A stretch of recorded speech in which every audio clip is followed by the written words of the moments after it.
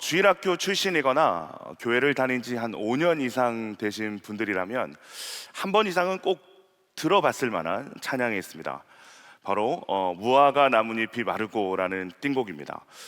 여러분, 이 찬양은 아주 신나는 찬양으로서 이 현란한 율동, 무화과 나뭇잎이 마르고 포도 열매가 없으며, 네. 고마워요. 네. 어쨌든 이런 어떤 율동과 함께 아주 신나는 반주와 앉아있는 모든 사람이 어깨를 이렇게 들썩이면서 춤을 추게 만드는 찬양입니다. 찬양의 가사가 이렇죠. 무화과 나뭇잎이 마르고 포도 열매가 없으며 감람나무 열매 없으며 논밭에 식물이 없어도 우리의 양떼가 없으며 외양간 송아지 없어도 나 여호와로 즐거워하리, 나 여호와로 즐거워하리, 나 구원의 하나님으로 인해 기뻐하리로다. 멜로디도 아주 경쾌하고 여러분 귀엽습니다.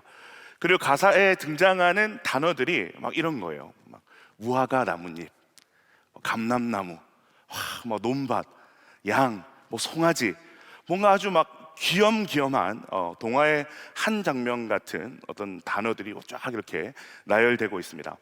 그래서 제가 이때까지 이 찬양을 경험한 바로는, 저도 이 찬양을 불렀고 이 찬양을 부르는 많은 이들을 제가 봤던 그 경험한 바로는, 아무도 이 찬양을 하면서 막 가슴을 치면서 무화과 나뭇잎이 다 말랐대 막 이렇게 하시는 분들이 아무도 없어요.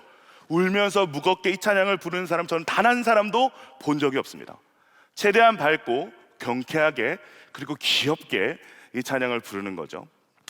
자, 그런데 여러분이 만약에 이 찬양이 불러진, 이 찬양이 고백되어진 이 배경을 여러분이 알면, 그리고 여러분에게 이 찬양의 기자가 경험했던 그러한 상황들이 여러분의 삶 가운데 닥친다면, 아마 여러분은 이 찬양을 지금까지 해온 것처럼 가볍고 경쾌하게 부르기는 결코 쉽지 않을 것입니다. 자, 그런데 여러분, 더 무서운 사실이 뭔지 아세요? 하나님은 이미 여러분의 이 고백과 찬양을 다 들으시고 다 받으셨다라는 것입니다. 여러분, 찬양은 곡조 있는 기도거든요. 여러분, 우리 하나님은 어떤 분이십니까? 우리의 기도를 다 들으시고 응답하시는 분이신 줄로 믿습니다. 자, 그래서 우리가 이 찬양의 배경을 모르고 우리가 즐겁게 막 이 찬양을 율동하면서 부르는 가운데 우리의 무화과 잎이 마르고 우리의 포도 열매가 사라지고 외양간 송아지가 없어지는 일들이 일어날 수 있는 거예요. 네. 마치 그 인도에 계신 수많은 선교사님들이 간증하는 것처럼 기도 중에 주여 인도하여 주시옵소서라는 기도를 많이 하다가 정말 인도를 가진 것처럼 우리의 삶의 모든 고백을 주님이 듣고 계신다는 두렵고 떨리는 사실을 여러분 기억하시기를 바랍니다. 여러분, 막 두렵죠 갑자기. 네. 자, 그런데 여러분, 제가 확신하건대 이 찬양의 기자가 경험한 깨달음과 체험, 나의 삶의 기반이 다 사라지고 눈앞에 펼쳐진 모든 상황이 암담하고 참담하다라고 할지라도 여호와로 인하여 기뻐하고 즐거워할 수 있는 찬양을 고백할 수 있는 사람이라면, 상황과 도무지 어울리지 않지만 내 마음 깊은 곳에서 터져나오는 이 이해되지 않는 고백을 드릴 수 있는 사람이라면 저는 그보다 더 복된 사람은 없다라고 믿습니다. 왜냐하면 그 사람은 진짜 하나님을 만난 사람이기 때문입니다. 저는 오늘 이 말씀을 통해서 우리가 불러야 할 진짜 찬양, 그 찬양의 이유가 여러분 모두에게 발견될 수 있기를 축복하고 소망합니다. 여러분, 하박국이 살던 시대는 온갖 폭력과 부패, 불의가 난무한 시대였습니다. 이런 상황 속에서 하박국은 하나님께 아주 거칠고 그리고 끈질기게 탄원을 합니다. 하나님, 대체 어디 계십니까? 왜 이런 상황을 방치하십니까? 우리는 당신의 백성이 맞습니까? 대체 왜 우리가 이렇게 악한 바벨론에게 이렇게까지 고통을 당해야 됩니까? 자, 그때 하나님께서 하박국에게 주신 응답이 무엇이냐 하면 이런 응답을 주십니다. 아직 볼 게 남았다. 더 놀라고 더 놀라게 될 것이다. 왜냐하면 내가 바벨론을 들어서 이 타락한 유다를 더욱더 참담하게 심판할 것이기 때문이다. 제가 이 말씀, 하나님의 응답을 보면서 우리 하나님 혹시 대문자 T인가? 라는 생각을 했어요. 여러분, 하박국이 하나님 앞에 이렇게 막 탄원을 하면서 듣고 싶은 답이 뭐겠어요? 조금만 참아. 힘들지? 너희를 향한 나의 선한 계획이 있어, 아름다운 계획이 있어, 조금만 참아봐, 이런 위로와 어떤 격려를 원하지 않았겠어요? 그런데 하나님은 전혀 하박국이 듣고 싶지 않은, 하박국이 원하지 않는 응답을 하시는 거죠. 여러분, 그러니까 어떻게 했어요? 응답을 듣고는 하박국의 마음이 더 복잡해지는 거예요. 하나님의 응답도 그렇고 하나님의 방법이 납득이 안 되는 거죠. 아니, 아무리 그래도 하나님의 백성이 유다를 심판하시는데 어떻게 이처럼 악한 바벨론을 사용하십니까? 주님, 그건 좀 아니지 않습니까? 이렇게 하박국서 1, 2장은 하박국에게 닥친 지독한 현실의 문제와 이해되지 않는 하나님의 방법에 대해서 끝없이 탄원하고 질문하는 내용으로 가득 차 있습니다. 자, 여러분, 질문 하나 하겠습니다. 하박국이 계속 하나님께 이런 원망과 탄원을 하고 하나님은 하박국에게 원하는 답을 주시지 않으시고, 자, 이런 상황 속에서 하박국과 하나님의 관계가 어떻게 되었을까요? 점점 멀어지게 되었을까요?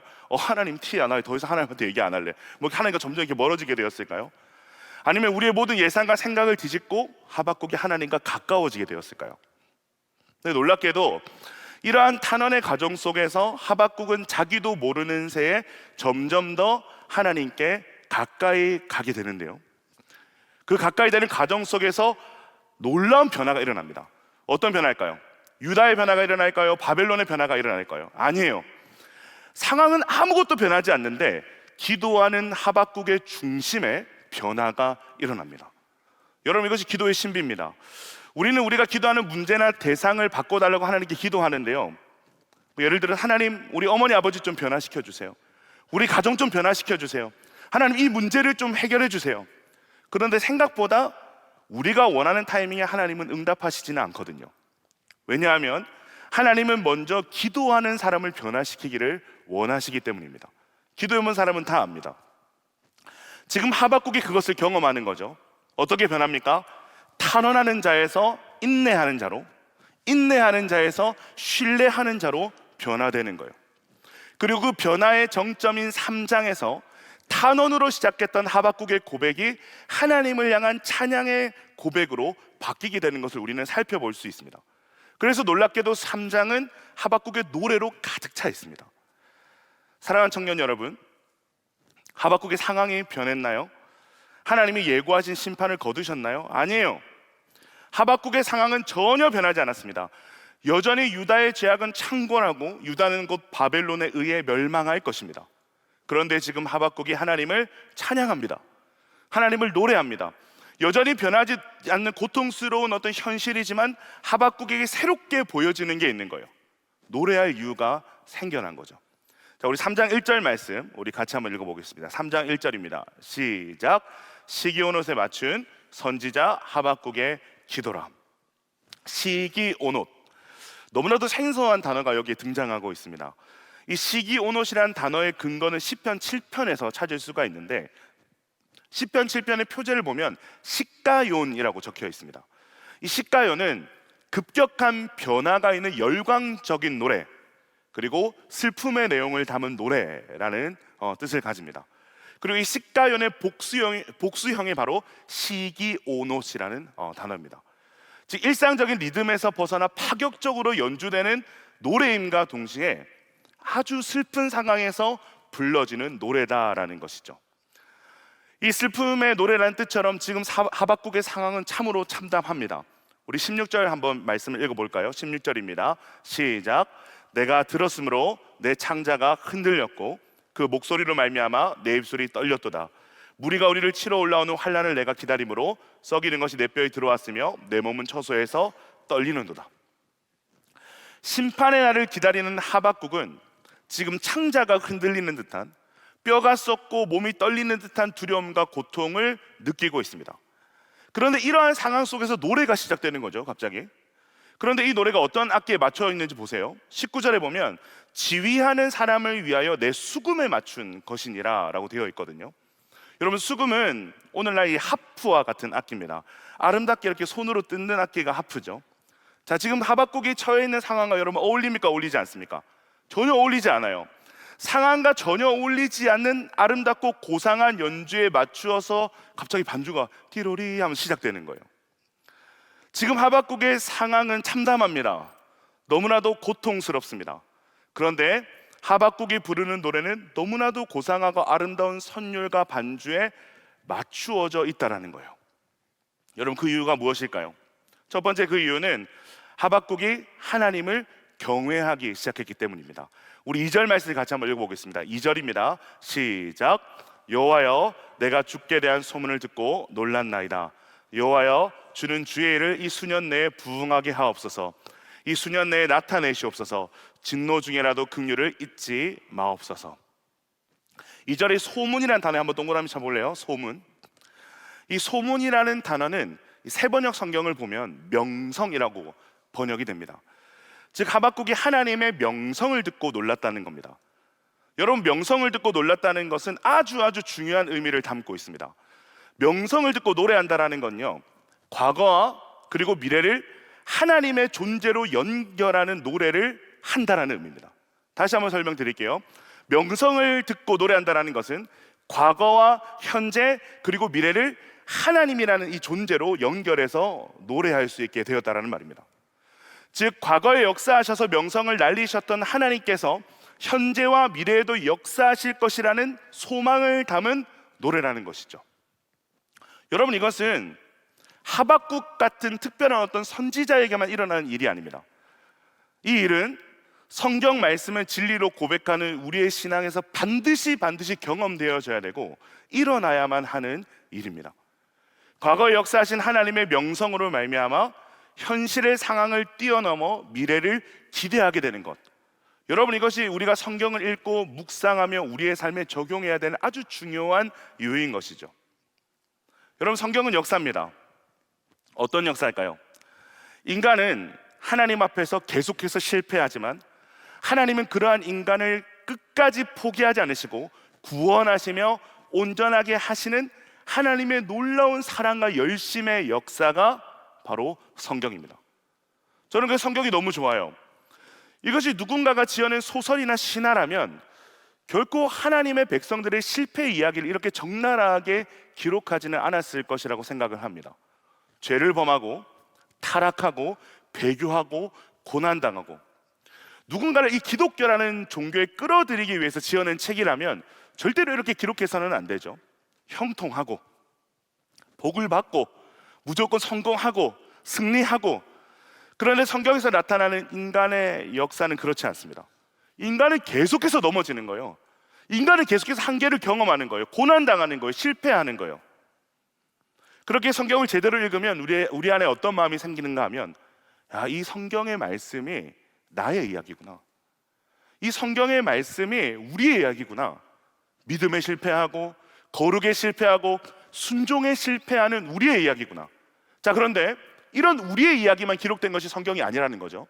다른 반대편에서는 어떤 이야기가 시작되는 거예요? 끝까지 자신의 백성을 붙드시고 구원하시는 하나님의 이야기가 펼쳐지는 거예요. 그 이야기를 통해 오늘도 하나님의 놀라운 열심이 현재를 살아가고 있는 나의 삶을 붙들고 있다는 것을 깨닫게 되는 거죠. 그 하나님이 나의 길을 인도하시고 계신다는 것을 깨닫게 되는 거죠. 이것을 우리가 성경을 통해서 믿고 고백할 수 있는 것입니다. 자, 그렇기 때문에 성경을 통해서 과거의 하나님의 명성을 알고 우리의 삶에 현존하시는 하나님으로 끌어와서 적용하고 고백하게 하시는 성령의 일하심은 경험해도 되고 경험 안 해도 되는 것이 아니라는 거예요. 우리의 신앙생활에 반드시 일어나야 되고 경험돼야 되는 것임을 여러분 믿으시기를 바랍니다. 오늘 본문의 하박국이 그러한 일을 경험하고 있는 거예요. 여러분, 하박국은 2장까지를 보면 계속해서 현실 속에 갇혀 있었던 사람이거든요. 현실을 보고 끝없이 절망했고 하나님 앞에 원망과 탄원을 쏟아냈던, 그것도 아주 거칠게 쏟아냈던 사람이 하박국입니다. 자, 근데 그런 하박국이 지금 3장에 와서 무슨 고백을 하는 거예요? 이스라엘의 전 역사를 걸쳐서 통치하신 하나님의 명령을 듣고 놀랐나이다 라는 고백을 하고 있는 겁니다. 여러분, 그냥 놀란 게 아니에요. 여기서 놀라다라는 히브리 단어의 원형은 야레입니다. 야레. 히브리어 야레는 경외하다, 두려워하다라는 의미를 가집니다. 그렇기 때문에 지금 하박국이 놀랐다라는 표현은 그냥 막 깜짝 이렇게 놀랐다는 정도가 아니라 야레, 일본어 아닙니다. 네. 이 하나님의 능력과 권세, 은혜로운 성품, 그의 입각한 하나님의 역사로 인해서 막 벅차오르는 감정을 표현하는 겁니다. 즉, 너무나도 크고 놀라우신 하나님 앞에선 작고 유한한 피조물로서의 경외함을 담아서 고백하는 겁니다. 여러분, 하박국이 예전에는 어땠어요? 하나님 앞에서 마치 자신이 뭔가 되는 것처럼, 자신이 그 옳고 그름을 분별할 수 있는 것처럼 자신의 의를 가지고 하나님을 정죄하고 탄원하며 나아갔습니다. 하나님, 이게 맞습니까? 이 방법이 옳습니까? 아닌 것 같은데요. 그러한 하박국이 하나님 앞에 서게 되고 하나님의 존재에 압도되기 시작하면서 하나님을 경외하기 시작하는 거죠. 그렇게 하나님 앞에 하박국이 서 보니까 하나님이 어떤 분인가요? 자신이 보고 있는 현재의 문제보다 비교도 되지 않을 만큼 크신 분이셨고 전 역사를 통치하시는 여호와 하나님, 단 한순간도 하나님은 하나님이 아니셨던 적이 없고 하나님의 주권과 통치가 임하지 않는 영역이 그 어디에도 없고 그 놀라우신 하나님의 존재와 임재를 경험하고 나니까 어떠한 일이 하박국 가운데 일어나는 거예요?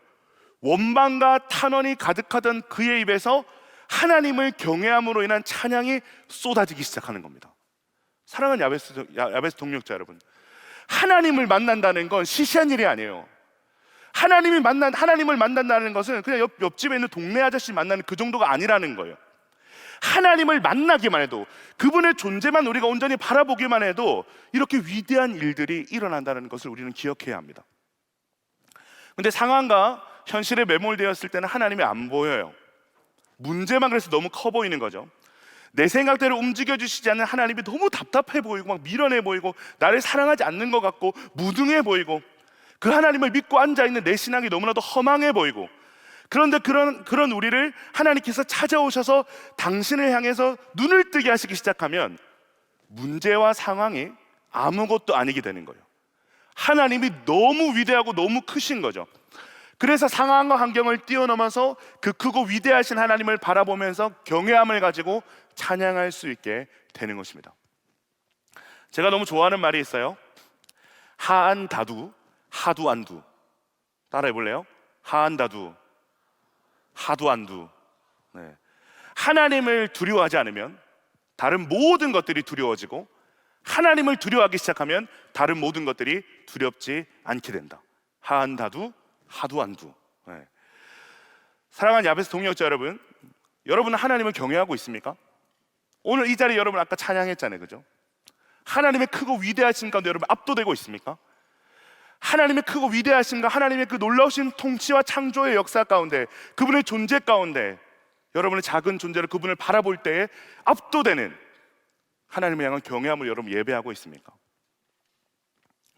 오늘 우리의 신앙에 찬양이 사라졌다면, 오늘 우리의 신앙 가운데 하나님을 향한 노래가 사라졌다면 하나님 앞에, 크신 하나님 앞에 여러분 서시기를 바랍니다. 하나님의 말씀을 통해 하나님이 얼마나 크고 놀랍고 위대하신 분인지를 깨닫게 되는 은혜가 있으시기를 주님의 이름으로 축원드립니다. 하박국의 이 절망의 상황 속에서 노래할 수 있는 두 번째 이유가 있습니다. 그 두 번째 이유가 뭐냐면 하나님을 기대함입니다. 우리 다시 한번 3장 2절 말씀을 같이 한번 읽어볼까요? 3장 2절입니다. 시작. 여호와여, 내가 주께 대한 소문을 듣고 놀랐나이다.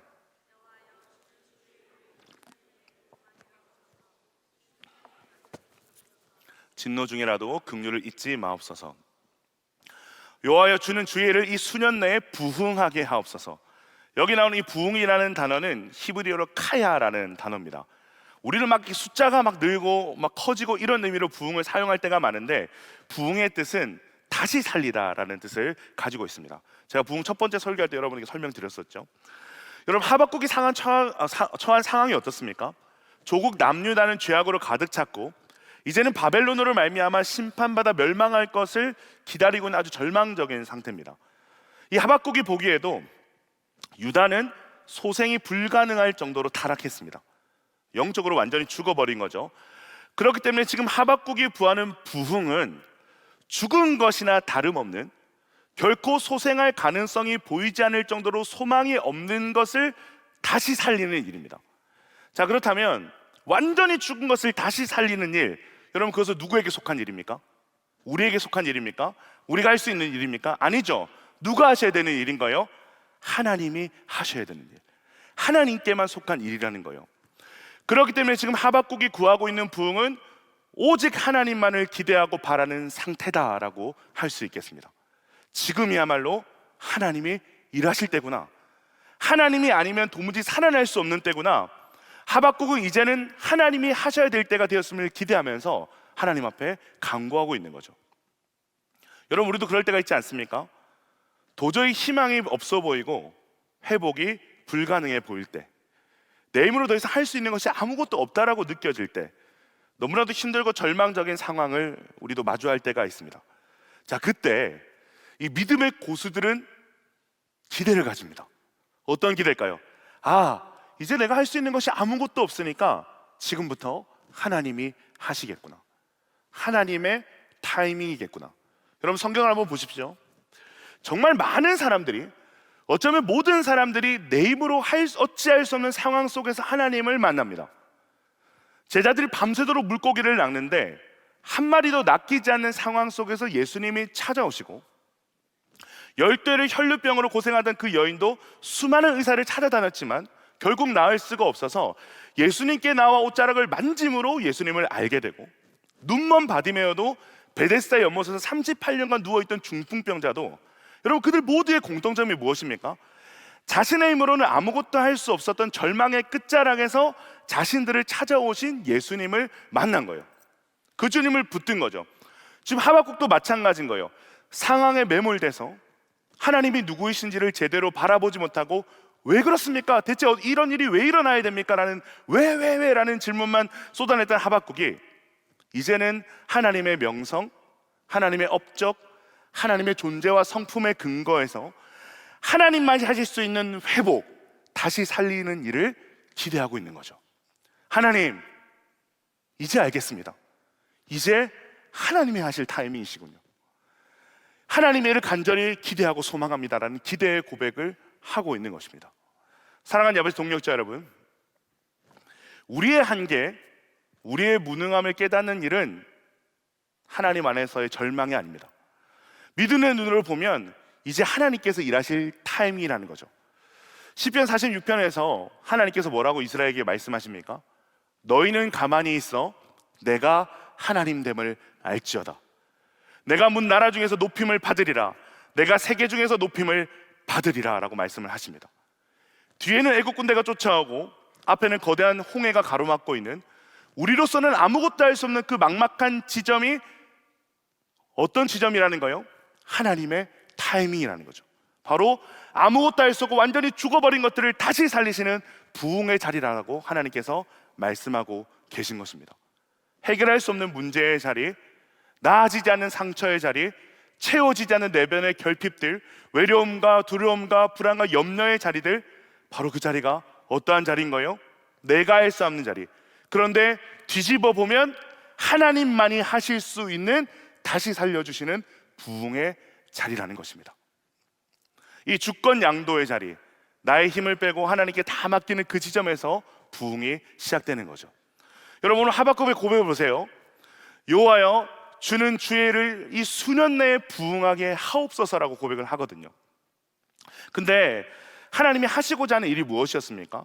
우리 1장으로 좀 돌아가서 1장 5절을 보면, 여호와께서 이르시되 너희는 여러 나라를 보고 또 보고 놀라고 또 놀랄지어다. 너희의 생전에 내가 한 가지 일을 행할 것이라. 누가 너에게 말할지라도 너희가 믿지 아니하리라. 바벨론을 들어서 유다를 심판하는 것이 하나님께서 행하고자 하시는 일이에요. 그걸 하박국에게 하나님께서 말씀을 하신 거죠. 그래서 하나님의 응답 앞에서 하박국이 예전에 어떻게 대답한 거예요? 주님, 안 됩니다. 어떻게 그러실 수가 있습니까? 이렇게 악한 바벨론을 들어서 우리를 심판하시다니요, 어떻게 그런 일을 하십니까? 라고 탄원을 했거든요. 근데 하박국이 이제는 뭐라고 고백하는 거예요? 주는 주의 일을 이 수년 내에 부흥하게 하옵소서라는 고백으로 나아가고 있다는 겁니다. 저는 깜짝 놀랐어요. 3장에 들어가서 와, 이게 하박국이 맞나? 호박국 아닌가? 막 이런 생각을 했어요. 더 이상 하박국은 하나님이 하시는 일에 대해서 따지지 않아요. 오히려 하나님이 하실 일을 기대하는 마음으로 기도하고 있는 거예요. 하박국 내면에 어떤 일이 일어난 거죠? 하박국이 하나님께 치열하게 묻고 하나님 앞에 서고 기다리고 하는 과정 속에서 하나님이 누구이신지를 알게 되고 하나님의 임재를 경험하게 되고 하나님을 두렵고 떨림으로 경외하게 되면서 하나님을 철저하게 신뢰함으로 모든 주권을 맡겨드리는 일, 모든 주도권을 하나님께 넘겨드리는 일이 하박국의 그 내면 가운데 일어나게 된 거죠. 그 꼬장꼬장한 하박국에게 하나님의 어떠하심에 대한 풍성한 지식이 부어지는 거죠. 그러고 나니까 어떤 고백이 일어나는 거예요. 내가 이 백성을 사랑하는 것보다 하나님 이 백성을 더욱더 사랑하신다. 내가 이 백성의 죄악을 보고 고통하는 것보다 하나님이 더 고통하신다. 내가 생각하는 때보다 하나님의 때가 더 정확하고 내가 생각하는 방법보다 하나님의 방법이 더 선하시다라는 것을 믿게 되는 거죠. 그 하나님을 알고 믿어지게 되고 경험하게 되니까 어떻게 되는 거예요? 도저히 기대할 수 없는 상황 속에서, 도무지 기대할 것이 하나라도 보이지 않는 상황 속에서 하나님의 하실 일을 기대하게 되는 거예요. 더 정확하게는 하나님을 기대하게 되는 거죠. 사랑하는 야베 동역자 여러분, 우리에게 이런 일이 일어나야 되는 거예요. 우리에게 하나님의 어떠하심을 아는 그 지식이 머리와 가슴에 부어짐으로 하나님의 때와 방법과 뜻, 이 모든 것이 나의 것보다 최선입니다라는 주권양도가 일어나야 되는 것입니다. 그렇게 우리의 모든 문제를 맡겨드리기 시작할 때 다시 살리시는 부흥의 역사를 우리는 경험할 수 있게 되는 것이죠. 여러분, 하박국의 상황이 변했습니까? 변하지 않았습니까? 아직 변하지 않았습니다. 근데 하박국의 변한 게 뭐죠? 중심이 변한 거죠. 하나님을 알게 된 거죠. 그러자 하나님에 대한 기대감이 막 일어나기 시작하는 거죠. 그 결과로 상황을 뛰어넘는 찬양과 노래가 그의 입에서 막 흘러나오기 시작하는 겁니다. 상황은 전혀 변하지 않았지만 이미 하박국 안의 부흥의 역사가 하나님으로 말미암은 다시 살리실 것이라는 하나님으로 말미암은 기대와 소망의 일들이 하박국의 중심 가운데, 내면 가운데 일어나고 있는 것입니다. 사랑하는 여러분, 신앙은 절대 희망과 분리될 수 없습니다. 모든 사람들이 예수님의 십자가 지심을 보고 절망했습니다. 인류 역사상 가장 큰 실패와 같아 보이는 사건이 십자가였거든요. 왜냐하면 천지를 만드신 하나님의 아들이 자신이 만든 이 피조물에 의해서 멸시와 조롱을 당하고 고통을 당하며 죽임을 당한 사건이 여러분 십자가 사건 아닙니까?